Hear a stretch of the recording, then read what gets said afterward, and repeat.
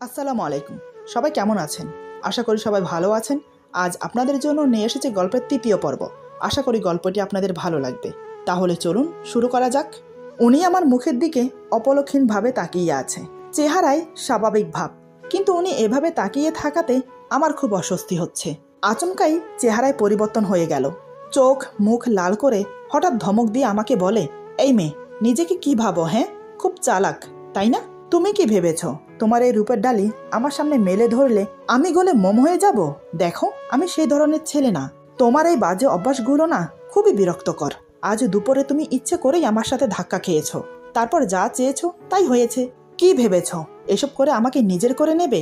তোমার এই মনের আশা কোনো দিনও পূরণ হবে না। নিহাত, আমার দুটো বাচ্চা আছে বলেই আমি তোমাকে বিয়ে করেছি।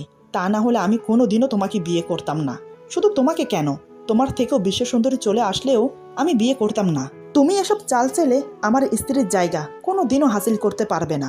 ভালোবাসা বোঝো? একটা ছেলে যখন একটা মেয়েকে তার সর্বোচ্চ দিয়ে ভালোবাসে, তখন সে তাকে কখনো ভুলতে পারে না। আমি ঈশাকে আমার থেকেও বেশি ভালোবাসতাম। ওকে ভোলা আমার পক্ষে কোনোভাবেই সম্ভব না। তাই বারবার বলছি, আমার থেকে দূরত্ব বজায় রাখো। নেক্সট টাইম এমন কিছু করবে না যাতে আমি বাধ্য হই তোমাকে এই বাড়ি থেকে বের করে দিতে। আর তোমার ছলা কলা তোমার কাছেই রাখো, আমার উপর প্রয়োগ করতে এসো না, তাহলে কিন্তু এর ফল ভালো হবে না। তোমাকে বিয়ে করেছি আমার বাচ্চার দেখাশোনা করার জন্য, আমার বউ হওয়ার জন্য না। কথাটা যেন মনে থাকে। এবার যেতে পারো। ওনার কথাগুলো শুনে আমি পাথরের মুক্তি হয়ে গেছি। চোখ দিয়ে টপ টপ করে জল পড়ছে। আমি তো ইচ্ছে করে ওনাকে ধাক্কা দেইনি, উনি তো নিজে থেকে আমার সামনে এসে পড়েছে। আমি তো স্বামীর অধিকার চাইনি, তাহলে উনি আমাকে এতগুলো কথা কেন শোনালো?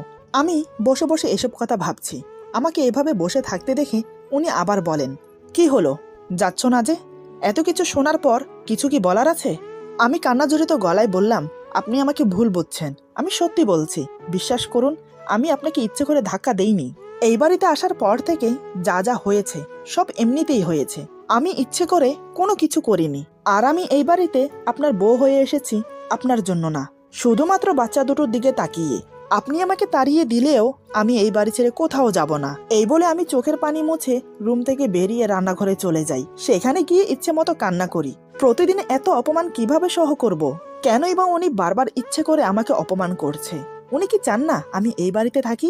কিন্তু আমি যে এখন পিছনে ফিরে যেতে পারবো না।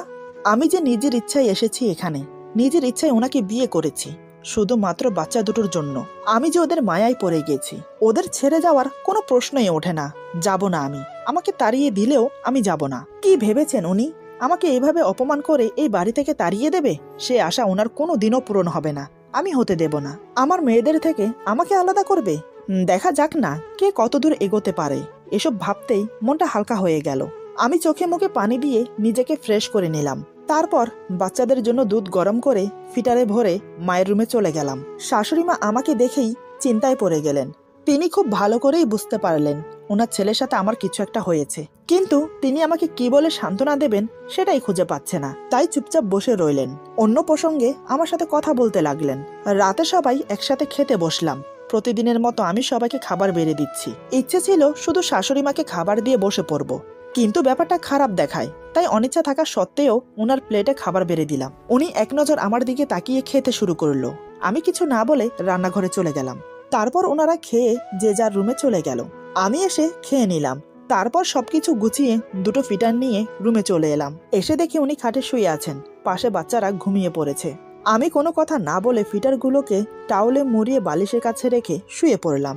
আমাকে এভাবে চুপচাপ শুয়ে পড়তে দেখে ফাহিম বুঝতে পারলো আমি রেগে আছি। সে মনে মনে বলে, সন্ধ্যার দিকে মনে হয় একটু বেশিই বলে ফেলেছি। এমন করে বলা উচিত হয়নি আমার। হয়তো সে ইচ্ছে করে করেনি, আমার বুঝতে ভুল হয়েছে। কিছুক্ষণ নানান কথা ভেবে আমাকে উদ্দেশ্য করে বলে, এই মেয়ে, ঘুমিয়ে পড়েছ নাকি? এই মেয়ে কথাটা শুনে মেজাজ খারাপ হয়ে গেল আমার।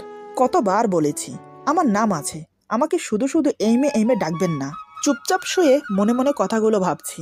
এদিকে উনি আমাকে চুপ দেখে আবার বলে, এই মেয়ে, কি হলো, কথা বলছো না কেন? এবার আমি আর চুপ থাকতে পারলাম না। আমি বললাম, এই যে শুনুন, আমার না একটা নাম আছে, সেটা নিশ্চয়ই জানেন। ফাহিম বলে, জানি তো। তো আমি বললাম, তাহলে নাম ধরে ডাকুন না, কেন শুধু শুধু এই মেয়ে করছেন? ফাহিম বলে, অত নাম ধরে ডাকতে পারবো না, যখন যেভাবে ডাকবো সেভাবে কথার উত্তর দেবে। আমি বললাম, তাহলে কি আমাকে পাগল ছাগল বলে ডাকলেও উত্তর দিতে হবে? ফাহিম বলে, তুমি তো খুব বাচাল, এত কথা বলো কেন? আমি বললাম, বারে, এখন আমি বাচাল হয়ে গেলাম। আমি তো আপনার সাথে কথাই বলছি না, আপনি তো আমার সাথে আগে কথা বললেন। আমার কথা শুনে ফাহিম মনে মনে বলে, ভেবেছিলাম খারাপ ব্যবহারের জন্য সরি বলবো, এই তো দেখছি পায়ের সাথে পা লাগিয়ে ঝগড়া করতে বসে আছে। আমি বললাম, কি হলো? এই মে করে কেন ডাকছিলেন? কি দরকার বলুন? ফাহিম বলে, ডেকেছিলাম 1 কাপ কফি খাবো বলে, কিন্তু তুমি তো পায়ের সাথে পা লাগিয়ে ঝগড়া শুরু করে দিয়েছো। আমি বললাম, ও, আগে বলবেন তো। এই বলে আমি উঠে চলে গেলাম ওনার জন্য কফি আনতে। কফি খাওয়ার কথা শুনে একটু অবাকই হলাম, কারণ রাতে ঘুমোতে গিয়ে কখনো উনি কফি খান না। আজ হঠাৎ কফি চাইছেন। কে জানে রে বাবা, মানুষের মতিগতি বোঝা বড় দায়। আমি কফি বানিয়ে রুমে এসে দেখি উনি বারান্দায় দাঁড়িয়ে আছেন। আমি গিয়ে বললাম, এই নিন আপনার কফি। ফাহিম আমার দিকে এক নজর তাকিয়ে কফিটা নিয়ে নিল। আমি কফি দিয়ে চলেই আসছিলাম, তখনই ফাহিম বলে, কি ব্যাপার, চলে যাচ্ছ যে? আমি বললাম, কেন, আর কিছু লাগবে? ফাহিম বলে, না, তবে আমার পাশে একটু থাকো, আজ খুব নিজেকে একাকী লাগছে। ওনার কথা শুনে ওনার উপরে থাকা সব রাগ উধাও হয়ে গেল। বুকের ভেতরটা মোচড় দিয়ে উঠল কষ্টে। যতই উনি আমাকে বকা দিক, তবুও তো উনি আমার স্বামী। আমি চুপচাপ ওনার পাশে গিয়ে দাঁড়ালাম। ফাহিম আমার দিকে এক নজর তাকিয়ে বলে, সন্ধ্যার ব্যবহারের জন্য আমি খুবই দুঃখিত। আসলে ওভাবে তোমাকে বলা উচিত হয়নি আমার। জানি না মাঝে মাঝে আমার কি হয়ে যায়, পারলে আমাকে ক্ষমা করো। আমি বললাম, থাক না ওসব কথা, আর এমনিতেও আমি কিছু মনে করিনি। আপনি আমার স্বামী, যদিও আপনি আমাকে স্ত্রী হিসেবে মানেন না, কিন্তু তারপরও আমরা স্বামী স্ত্রী। আমি কোনো ভুল করলে সেটার জন্য আমাকে শাসন করার সম্পূর্ণ অধিকার আপনার আছে। আর একটা কথা, কখনো নিজেকে একাকী বা অসহায় মনে করবেন না, কেননা আমরা সবাই আপনার পাশে আছি। আমাদের 2টো মেয়ে আছে, তাদের কথা ভেবে অন্তত নিজেকে ধুকে ধুকে শেষ করবেন না। আপনার যদি কিছু হয়ে যায় তাহলে আমাদের কি হবে? ততক্ষণে ফাহিমের কফি খাওয়া শেষ হয়ে গেছে। আমার কথার কোনো উত্তর না দিয়ে বলে, রাত অনেক হয়েছে, চলো এবার ঘুমোবে। বুঝতে পারলাম উনি আর কথা বাড়াতে চাইছেন না, তাই আমিও কিছু না বলে ঘুমোতে চলে গেলাম। মনের মধ্যে নানান প্রশ্ন উকিঝুঁকি মারছে, কিন্তু তার কোনো উত্তর খুঁজে পাচ্ছি না। মাঝে মাঝে লোকটাকে আমি ঠিক বুঝে উঠতে পারি না, এই ভালো কখন আবার এই খারাপ। মনে হয় ওনাকে বুঝে উঠতে আমার সারা জীবন লেগে যাবে। আমি খাটের এক পাশে শুয়ে মনে মনে কথাগুলো ভাবছি, অপর পাশে উনি শুয়ে আছেন, মাঝখানে আমাদের 2 মেয়ে। কি মনে হতেই একবার ওনাকে দেখে নিলাম, দেখে উনি অন্যদিকে ফিরে শুয়ে আছেন। হালকা নিঃশ্বাসের শব্দ ভেসে আসছে, বুঝতে পারলাম উনি ঘুমিয়ে গেছেন। আমি অন্যদিকে ফিরে ঘুমানোর চেষ্টা করলাম। কিছুক্ষণের মধ্যেই 2 চোখ জুড়ে ঘুম নেমে এলো। সকালে ওনার আগে আমার ঘুম ভাঙলো। বিছানা ছেড়ে উঠে ওয়াশরুমে চলে গেলাম ফ্রেশ হতে। কিছুক্ষণ পর ওয়াশরুম থেকে বেরিয়ে দেখি মেয়েগুলোর গায়ে থেকে চাদর সরে গেছে। যেহেতু উনি ঘুমোচ্ছেন তাই আমি পাশ ঘুরে গেলাম না, ওনার উপর দিয়ে ঝুঁকে মেয়েদের গায়ে চাদর টেনে দিতে লাগলাম। কিন্তু বিধিবাম, যেই না আমি ঝুঁকেছি হঠাৎ উনি নড়ে চড়ে ওঠে। এটা দেখে আমি তৎক্ষণাৎ সরে আসতে চাইলাম, কিন্তু হাতের ভার সামালতে না পেরে ওনার উপর পড়ে যাই, আর উনি সেই সুযোগে আমাকে শক্ত করে জড়িয়ে ধরে নিজের বুকের সাথে মিশিয়ে নিল।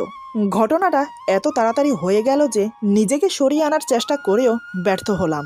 এদিকে উনি আমাকে বুকে নিয়ে চাদর দিয়ে আমাকে ঢেকে দিল। এক পা আমার পায়ের ওপর তুলে দিয়ে 2 হাতে আমাকে শক্ত করে বুকের সাথে জড়িয়ে রাখলো। টুপ করে আমার মাথায় একটা চুমো দিয়ে আমার কপালে আরেকটা চুমো দিল। ওনার শরীরের উষ্ণতাপে আমার শরীরে অন্যরকম একটা অনুভূতি ছেয়ে যাচ্ছে। আমিও স্থির হয়ে চুপটি করে ওনার টি-শার্ট 2 হাতে খামচে ধরে মুখ গুজে দিলাম ওনার বুকে। উনি আমার কপালে আরেকটা চুমো দিয়ে বলে, কেন দূরে দূরে থাকো ঈশা? আমাকে কষ্ট দিয়ে কি মজাটা পাও তুমি? আমি তোমাকে কতটা ভালোবাসি, তুমি কি সেটা বোঝো না? কেন বারবার কষ্ট দিচ্ছ আমাকে? আজ আমি তোমাকে আর ছাড়বো না। আজ আমি আমার সবটুকু ভালোবাসা তোমাকে উজাড় করে দেব। উনি বিড়বিড় করে আরো অনেক কথা বলছে। আমি ভেবেছিলাম উনি আমাকে ইভা মনে করেই আমাকে আদর করছে, কিন্তু এ কি, উনি তো ঈশা আপুর নাম নিচ্ছে। তার মানে উনি ঘুমের মধ্যে আমাকে ঈশা মনে করে জড়িয়ে ধরেছে। ব্যাপারটা বুঝতে পেরে মনে মনে খুব কষ্ট পেলাম। অজান্তেই 2 ফোঁটা চোখের জল গড়িয়ে পড়ল। আমাকে বুকে নিয়ে আমার নাম উচ্চারণ না করে অন্য কারোর নাম তিনি মুখে নিচ্ছেন। এটা শুনে নিজেকে স্থির রাখতে পারছি না। যদিও ঈশা আপু বেঁচে নেই, কিন্তু স্বামীর বুকে মাথা রেখে যখন অন্য কারোর নাম শুনতে হয় তখন কষ্টে আর যন্ত্রণায় বুকের ভেতরটা ফেটে যায়। একমাত্র মেয়েরাই বোঝে এমন পরিস্থিতিতে কেমন লাগে। যাই হোক, আমি নিজেকে কোনো রকম সামলে নিজেকে ছাড়ানোর চেষ্টা করলাম, কিন্তু না, কোনোভাবেই পারছি না। উনি আমাকে এত শক্ত করে জড়িয়ে ধরেছে, কোনোভাবেই নিজেকে ছাড়ানো সম্ভব না। তাই আমি চুপটি করে ওয়েট করতে লাগলাম। কিছুক্ষণ পর দেখলাম উনি আবার ঘুমিয়ে গেছেন। তাতেই হাতের বাঁধন আলগা হয়ে গেল। আমি ধীরে ধীরে নিজেকে ছাড়িয়ে নিলাম। মনের দিক দিয়ে আমি খুব ভেঙে পড়েছিলাম তখন। মেয়েগুলোর গায়ে চাদর দিয়ে গুটি গুটি পায়ে বেরিয়ে গেলাম রুম থেকে। আজ ওনার ছুটি, অফিসে যাবে না, তাই আমিও আর ওনাকে ঘুম থেকে ডাকলাম না। নিজের কাজে ব্যস্ত হয়ে গেলাম। হাতের কাজ শেষ করে বারান্দায় বসে কানে ইয়ারফোন গুজে মনে সুখে গান শুনছি আর এক মগ কফি খাচ্ছি। হঠাৎ অনুভব করি পিছন থেকে কে যেন চুল টানছে। তাই ঘাড় ঘুরিয়ে তাকাতেই দেখি মিস্টার ফাহিম রাগী মুখ নিয়ে আমার দিকে তাকিয়ে আছে। আমি সাথে সাথে ইয়ারফোন খুলে বললাম, কি ব্যাপার, চুল টানছেন কেন? ফাহিম রাগী ভাব দেখিয়ে বলে, তোমাকে যে আমি এখনো বারান্দা থেকে নিচে ফেলে দেইনি, এটা তোমার কপাল বলো। আমি ভুরু কুচকে বললাম, সাত সকালে আমি আপনার কি ক্ষতি করেছি? হ্যাঁ। ফাহিম বলে, কি করনি সেটা বলো। কতক্ষণ ধরে তোমাকে ডাকছি, কোনো সারা শব্দ নেই। মহারানী এখানে বসে গান শুনছে। আমি বললাম, ডেকেছেন কেন? ফাহিম বলে, আমার সম্পর্কের একটা ভাই হয়, সে এসেছে, কয়েক মাস হয়তো আমাদের বাসায় থাকবে। আমি বললাম, ভালো তো। ফাহিম বলে, তুমি গিয়ে দরজা খুললে হয়তো আরও ভালো হতো। এখন ভালো হয়নি, সাত সকাল আমার ঘুমটা মাটি করে দিল ফোন দিয়ে। আমি বললাম, ভালো হয়েছে। ফাহিম বলে, আবার? আমি বললাম, মা ডাকছে, আমি গেলাম। এই বলে বারান্দা থেকে চলে না আসলে আজকে এমন ঝগড়া লাগতো যে আশেপাশের মানুষ এক জায়গায় জড়ো হতো। তার চেয়ে ওনার কাছ থেকে দূরত্ব বজায় রাখা ভালো। আমি নিচে এসে সব রান্নাবান্নার কাজ সেরে রেখেছি। শাশুড়ি মার পায়ে ব্যথা, তাই তার রুমে খাবার দিয়ে এসে ডাইনিং টেবিলে খাবার সাজিয়ে ফাহিমকে ডাকতে যাওয়ার আগেই সে হাজির হয়েছে। সাথে তার দুঃসম্পর্কের ভাই, সেও এসেছে। তাকে দেখিয়ে বলে, এ হলো তমাল, আমার ভাই হয়। আমি বললাম, জি, আসসালামু আলাইকুম। তমাল আমার দিকে অবাক চোখে তাকিয়ে বলে, ওয়ালাইকুম সালাম ভাইয়া, নতুন ভাবি দেখতে বেশ সুন্দরী। তমালের কথায় ফাহিম কিছু বলল না। আমি বললাম, আচ্ছা আপনারা বসুন, খেয়ে নিন। ফাহিম বলে, তুমি খাবে না? আমি বললাম, পরে খাবো। ফাহিম বলে, মাহিরা মাইশা ঘুম থেকে উঠে গেলে তোমার খেতে অনেক দেরি হবে, তার থেকে ভালো এখন খেয়ে নাও। আমি বললাম, এই বলে ফাহিমের কথা মতো খেতে বসেছি। ফাহিম আর তমাল কথা বলে যাচ্ছে আর আমি চুপচাপ খাবার খাচ্ছি। কিন্তু কয়েকবার মনে হলো আমার পায়ে কিছুতে যেন খোঁচা লাগছে, হয়তো বিড়াল হবে। তবে এই বাসায় তো বিড়াল নেই, তাহলে কি উনি খোঁচা দিচ্ছেন? কিন্তু উনি এমন করবে বলে তো মনে হয় না। তাও আমি জিজ্ঞেস করলাম, বাসায় কি বিড়াল আছে যে আমার পায়ে খোঁচা দিচ্ছে? ফাহিম বলে, কই না তো। আমি বললাম, তাহলে আপনি দিয়েছেন। ফাহিম বলে, না, কোনো দরকার হলে তোমাকে বলবো, এসব খোঁচাখুচি কেন করব? আমি বললাম, ও। মনে মনে ভাবতে লাগলাম, আমরা তিনজন ছাড়া এখানে আর কেউ নেই, তাহলে কি তমাল এরকম করেছে? কিন্তু ও কেন এমন করবে? দেখে তো মনে হয় ভালো ছেলে। খাওয়া দাওয়া শেষ করে ফাহিম কাজ আছে বলে বাইরে চলে গেল। আমি নিজের রুমে মাহির আর মাইশাকে খাইয়ে দিয়ে আমার পাশে শুয়ে রেখেছি। সকাল সকাল ঘুম থেকে ওঠার কারণে এখন অনেক ঘুম পাচ্ছে, তাই ভাবলাম এই সময়টাই একটু ঘুমিয়ে নেওয়া যাক। এই ভেবে বাচ্চাদের পাশে শুয়ে পড়লাম। চোখে ঘুম লেগে যাচ্ছে। ঠিক সেই সময় কেউ বলে ওঠে, ভাবি, আপনাকে খুঁজে বেড়াচ্ছি আর আপনি ঘুমোচ্ছেন। আমি তাড়াতাড়ি গায়ে ওড়না দিয়ে উঠে বসে দেখি তমাল। আমি বললাম, আপনি কি জানেন না কারো রুমে ঢোকার আগে দরজা নক করতে হয়? তমাল বলে, ভাবির সাথে দেবরের সম্পর্কে এত ফর্মালিটি দরকার হয় না। আমি বললাম, সেটা আপনার অন্য ভাবিদের সাথে করবেন, আমার সাথে না। তমাল বলে, আরে মিষ্টি ভাবি, রেগে যাচ্ছেন কেন? আমি বললাম, আমাকে কেন খুঁজছেন সেটা বলুন। তমাল বলে, এই তো একটু গল্প করার জন্য। আমি বললাম, ও আচ্ছা। তমাল বলে, ভাইয়ের সাথে আপনার সম্পর্ক ঠিক স্বামী স্ত্রীর মতো না, কি তাই না? আমি বললাম, আমরা স্বামী স্ত্রী হলে সম্পর্ক অন্য কিছু হবে কেন? তমাল বলে, এত ধাজ নিয়ে কথা বলা ঠিক না, মিষ্টি চেহারায় মিষ্টি করে কথা বলতে হয়। আমি বললাম, আপনার সাথে পরে কথা হবে, এখন আপনি যান। তমাল বলে, আচ্ছা, পরেই না হয় আসবো। এই বলে তমাল চলে গেল। তমাল রুম থেকে বের হওয়ার পর আমি দরজা লক করে দিলাম। এখন বুঝতে পেরেছি খাবার টেবিলের কাজটা তমাল করেছে। ওর কথাবার্তা ভালো না, তেমন চোখের চাহনি বড্ড খারাপ। খাবার টেবিলের কথা মনে পড়তেই রাগে গা জ্বলে যাচ্ছে। সারাদিনে কাজে না থাকায় রুমে থাকতে পেরেছি। সন্ধ্যার দিকে ফাহিম অনেকগুলো ফুচকা হালিম নিয়ে বাসায় ফিরেছে। তারপর সবাই একসাথে বসে খাচ্ছি। তখনই ফাহিমের অনেক ঝাল লাগে, তাই সে পানি নিয়ে আসতে গেল। সাথে শাশুড়ি মাও আমার হয়ে গেছে বলে নিজের রুমে চলে গেল। সেই ফাঁকে তমাল হঠাৎ করে আমার হাতের ফুচকাটা ওর মুখে নিয়ে নিল। এটা দেখে আমার খুব রাগ হলো। আমি বললাম, প্লেটে ফুচকা রাখা আছে, সেটা না খেয়ে আমার হাতেরটা নিয়েছেন কেন? এরকম অসভ্যতা আমি একদম পছন্দ করি না। তমাল বলে, পছন্দ করো না ঠিক আছে, তাহলে কি করবে? ভাইয়াকে বলে দেবে? দাও। আমি বললাম, হ্যাঁ অবশ্যই বলবো। তমাল মুচকি এসে বলে দেখো, বিশ্বাস করবে না। এরই মধ্যে ফাহিম পানি নিয়ে আসলো। আমারও ঝাল লেগেছিল, তাই এক গ্লাস পানি ঢেলে খেতে লাগলাম।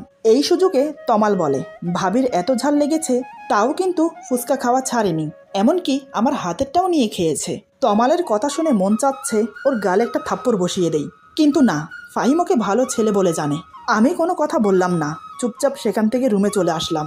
অতীত ভুলে নতুন করে সংসার শুরু করেছি, কিন্তু তাও বিপদ আমাকে ছাড়ে না। কী করে যে তমালের খারাপ উদ্দেশ্য সবার সামনে প্রকাশ করব ভেবে পাচ্ছি না।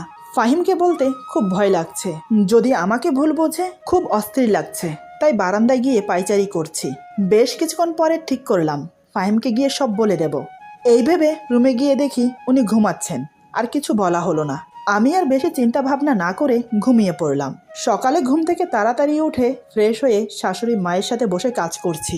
তখন মাকে জিজ্ঞেস করলাম, আচ্ছা মা, এই তমাল ছেলেটা কেমন? মা বলে, শুনেছি তো ভালো, আমি ওকে আমাদের বাসায় রাখতে চাইনি, কিন্তু ওর বাবা অনেকবার বলেছে রাখতে। আমি বললাম, মা একটা কথা বলবো? মা বলে, হ্যাঁ বলো। আমি বললাম, ও খুব খারাপ ছেলে। তারপর তমাল যা যা করেছে সব মাকে বললাম।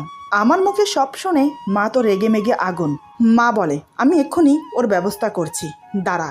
এই বলে মা রেগে গিয়ে ফাহিমের কাছে যাবে, কিন্তু আমি তাকে যেতে না দিয়ে বললাম, ও মিথ্যে কথা বলে পার পেয়ে যাবে, নয়তোবা আমাকে দোষী করবে। তাই আমি ভাবছি ওকে হাতে নাতে ধরিয়ে দিতে হবে। তবে মা, আজই আমাদের বাসায় ওর শেষ দিন। এমন সময় মাহিরা মাইশার কান্নার আওয়াজ শুনতে পেলাম। আমি হাত ধুয়ে তাড়াতাড়ি রুমে চলে গেলাম। রুমে এসে দেখি ফাহিম ওদের কোলে নিয়ে সামলাচ্ছে। আমি বললাম, ওদের আমার কাছে দিয়ে নাস্তা খেতে যান। ফাহিম বলে, আমার মেয়েরা কিছু খায়নি, সেদিকে তোমার খেয়াল আছে? আমি বললাম, বারে, আমার খেয়াল থাকবে না তো কার থাকবে? আপনি ওদের খেয়াল রাখেন নাকি? সব কাজ তো আমিই করি। ফাহিম বলে, এই, আমাকে একদম কথা শোনাবে না, বাচ্চাদের খাওয়ানো তেমন কঠিন কিছুই না। আমি বললাম, ও তাই নাকি, এই নিন ফিটার, এখন ওদের খাইয়ে দিন। ফাহিম বলে, এই বলে আমার হাত থেকে ফিটার নিয়ে মাহিরার মুখে ধরেছে, কিন্তু দুধ মুখে যাচ্ছে না, মুখের দুই পাশ দিয়ে পড়ে যাচ্ছে, আর মাহিরা কাঁদছে। যখন দেখে তার ধারায় হবে না, তখন বলে, আচ্ছা শোনো, তুমি ওকে খাইয়ে দাও, আমার অফিসে যেতে লেট হয়ে যাচ্ছে। আমি হো হো করে হেসে বললাম, দেখলেন তো, বাচ্চাদের খাওয়ানো অত সহজ না, তাও আবার একসাথে দুজন। ফাহিম বলে, আমার সময় নেই, নয়তো আমি পারতাম। আমি বললাম, মচকাবেন তবুও ভাঙবেন না। ফাহিম কথা ঘুরানোর জন্য বলে, ওদের খাইয়ে দিয়ে তাড়াতাড়ি আমার জন্য খাবার বাড়ো। এমন সময় দরজায় নক করে তমাল বলে, ভাইয়া আসবো? ফাহিম বলে, হ্যাঁ ভেতরে আয়। তমাল বলে, তুমি অফিসে যাবে কখন? ফাহিম বলে, এই তো একটু পরে। কেন? তমাল বলে, তোমার সাথে আমিও যাব, কারণ তোমার অফিসে ইন্টারভিউ আছে, ওখানে চাকরি হলে ভালোই হবে।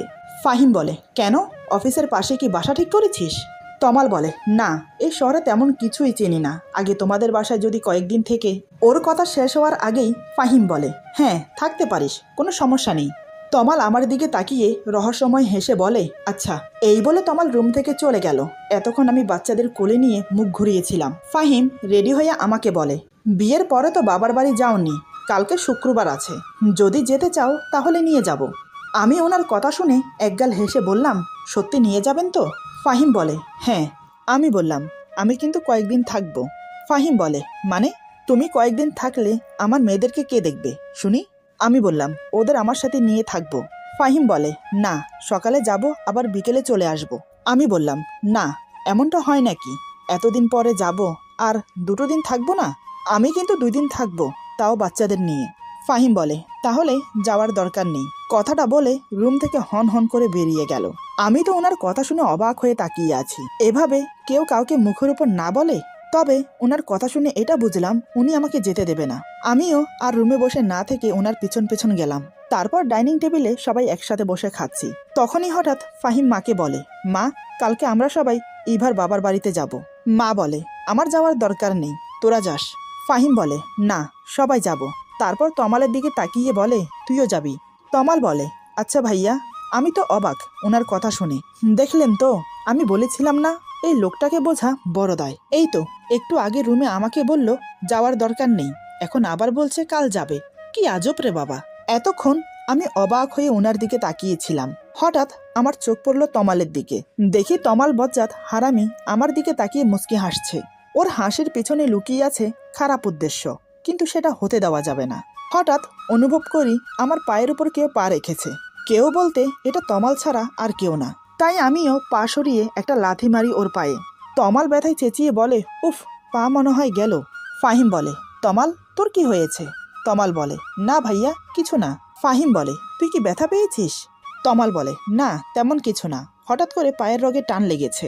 ফাহিম বলে, সাবধানে বসতে পারিস তো নাকি? তমাল বলে, পা একটু নাড়াচাড়া দিলে ঠিক হয়ে যাবে। তমালের চেহারা দেখে আমার খুব হাসি পাচ্ছে, তবে শাশুড়ি মাও বুঝেছে কাজটা আমি করেছি। খাওয়া শেষ করে তমাল বাসা থেকে বের হবার সময় বলে, কাজটা কিন্তু ঠিক করলে না, এর জন্য তোমাকে পস্তাতে হবে। আমি বললাম, আমি তোমার কোনো কথার উত্তর দিলাম না, পারলে কাজে করিয়ে দেখাও। তমাল আমার দিকে অগ্নির দৃষ্টি নিয়ে তাকিয়ে হন হন করে চলে গেল বাহিরে। আমি রুমে এসে বাচ্চাদের গোসল করিয়ে জামা কাপড় পরিয়ে মায়ের কাছে দিয়ে এসে তারপর আমি গোসল করব। এই ভেবে ওদের গোসল করিয়ে কাপড় পরিয়ে যেই না মাকে দিয়ে আসতে যাব, তার আগেই মা রুমে আসে ওদের নিতে। মা বলে, ইভা তুমি কিন্তু ভুল করছো, তমালের কথা ফাহিমকে না বলে। আমি বললাম, মা আমি চাই একটা প্রমাণ সহ ওকে ধরিয়ে দিতে। মা বলে, আজকে যা করলে তাতে ও তোমার উপর ক্ষেপে আছে, এর বদলা ঠিক নেবে। আমি বললাম, আজকেই ওর শেষ দিন, আপনি সাথে থাকবেন তো মা? মা বলে, থাকবো। এভাবেই সারাটা দিন কেটে যায়। সারাদিনে তমাল বাসায় আসেনি। এদিকে আমি অপেক্ষা করে আছি কখন বাসায় আসবে। সন্ধ্যার দিকে ফাহিমের সাথে তমাল বাসায় আসে। মুখ দেখে মনে হয় চাকরি হয়নি। আমি তো খুব খুশি হয়েছি। প্রায় আধা ঘন্টা পর আমি তমালের রুমে গেলাম এক গ্লাস পানি নিয়ে। রুমে টি টেবিলের উপর পানির গ্লাস রেখে যেই না বেরোতে যাব, ঠিক তখনই পেছন থেকে তমাল আমার ওড়না টেনে ধরে। ওর এমন ব্যবহারে আমার খুব রাগ হয়, ইচ্ছে করছে ঠাস করে দুটো থাপ্পড় মারি। আমি রাগিত দৃষ্টি নিয়ে ওর দিকে তাকিয়ে বললাম, আমি আপনার ভাইয়ের বউ হই, আপনি আমার সম্পর্কে দেবর হন, আর আপনি কি না আমার ওড়না টেনে ধরেছেন? ছি ছি ছি। তমাল বলে, এই একদম আমাকে সম্পর্কের দোহাই দিয়ে কথা বলবে না। বিয়ে করেছো একটা মধ্যবয়স্ক লোককে, আবার আমার কাছে সাধু সাজো? আমি বললাম, আপনাকে ভালোভাবে বলছি, আমার ওড়না ছাড়ুন, নয়তো আমি চিৎকার করব। তমাল মুচকি হেসে বলে, চিৎকার করো, আমি বলবো তুমি আমার সাথে সম্পর্কে জড়াতে চাও। আমি বললাম, আপনার মতো নিচু মনের মানুষ একটাও দেখিনি। তমাল বলে, তোমার জন্য নিচু মনের মানুষ হতে হয়েছে। তুমি জানো, প্রথম যেদিন তোমাকে দেখেছি সেদিন থেকে তোমাকে পাওয়ার জন্য মন হাহাকার করছে। তোমাকে ফাহিমের সাথে দেখতে পারি না, ও তোমার থেকে বয়সে অনেক বড়। আমি তোমাকে খুব সুখে রাখতে পারবো, যা ফাহিম কখনো পারবে না। তুমি রাজি হয়ে যাও, আমরা অনেক দূরে চলে যাব। ওর কথা শুনে আমি আমার রাগটা কন্ট্রোল করতে পারলাম না। দুই গালে ঠাস করে থাপ্পড় লাগিয়ে বললাম, তোকে এই কয়দিন অনেক সম্মান দিয়েছি, কিন্তু তুই সম্মানের যোগ্য না। আর কি বললি, ফাহিম আমাকে সুখে রাখতে পারবে না, তাই না? তাহলে শোন, তুই এক যুগ তপস্যা করলেও ফাহিমের মতো হতে পারবি না। ফাহিম আমাকে যতটা সুখে রেখেছে তা আগে কোনো দিনও থাকিনি আমি। আমার হাতে থাপ্পড় খেয়ে তমাল হিংস্র বাঘের মতো ফুঁসতে থাকে। আমার কথাগুলো হজম করতে পারলেও এখন মনে হচ্ছে আমার থাপ্পড় দুটো হজম করতে পারছে না। হঠাৎ সে যা করলো তা কল্পনাতেও ভাবতে পারেনি। এমন কিছু হবে আন্দাজ করেছিলাম, তবে হঠাৎ এতটা বাড়াবাড়ি রকমের হবে সেটা আমি কল্পনাও করতে পারিনি। এরপর যা হলো, আজকের গল্প এখানে সমাপ্ত। গল্পের বাকি অংশ পেয়ে যাবেন আগামী পর্বে। আশা করি গল্পটি আপনাদের ভালো লাগবে। গল্পটি ভালো লাগলো, খারাপ লাগলো, প্লিজ কমেন্টে জানাবেন। আপনাদের একটা কমেন্ট আমাদের সামনের দিকে এগোতে প্রেরণা জাগায়। নতুন নতুন প্লট তৈরি করতে আমাদেরকে অনেক সাহায্য করে। সবাই ভালো থাকবেন, সুস্থ থাকবেন, আর বন্ধুদের সাথে বেশি বেশি শেয়ার করবেন। আল্লাহ হাফেজ।